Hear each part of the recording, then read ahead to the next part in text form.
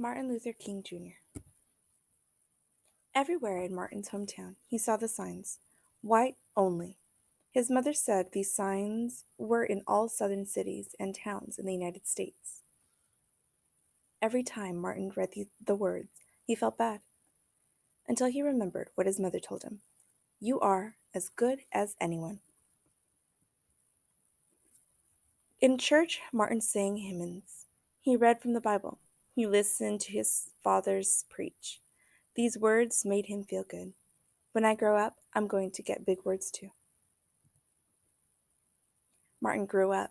He became a minister like his father, and he used the big words he had heard as a child from his parents and from the Bible. Everyone can be great. He studied the teachings of Mahatma Gandhi. He learned how the Indian nation won freedom without ever firing a gun. Martin said love when others said hate. Hate cannot drive out hate. Only love can do that. He said together when others said separate. He said peace when others said war.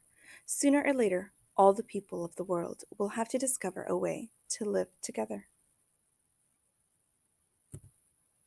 In 1955, on a cold December day, in Montgomery, Alabama, Rosa Parks was coming home from work. A white man told her to get up from her seat on the bus so he could sit. She said no, and was arrested. Montgomery's black citizens learned of her arrest. It made them angry. They decided not to ride the buses until they could sit anywhere they wanted. For 381 days, they walked to work and school and church. They walked in rain and cold and in blistering heat.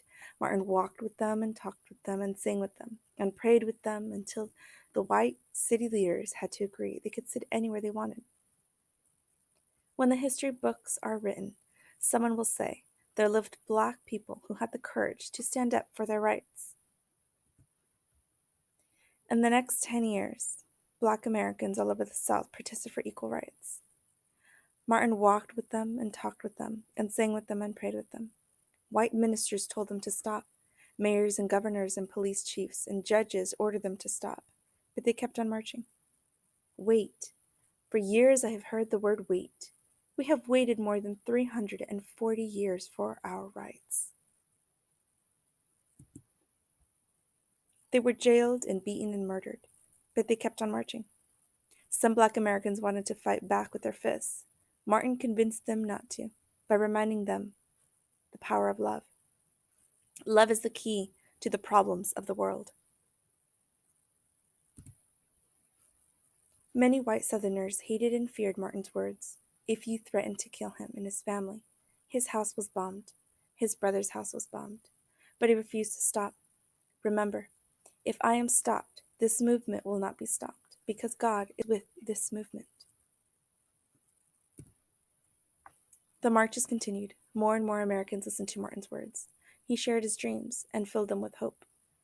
I have a dream that one day Alabama, little black boys and black girls will join hands with little white boys and white girls as sisters and brothers. After 10 years of protests, the lawmakers in Washington voted to end segregation. The white-only signs in the South came down.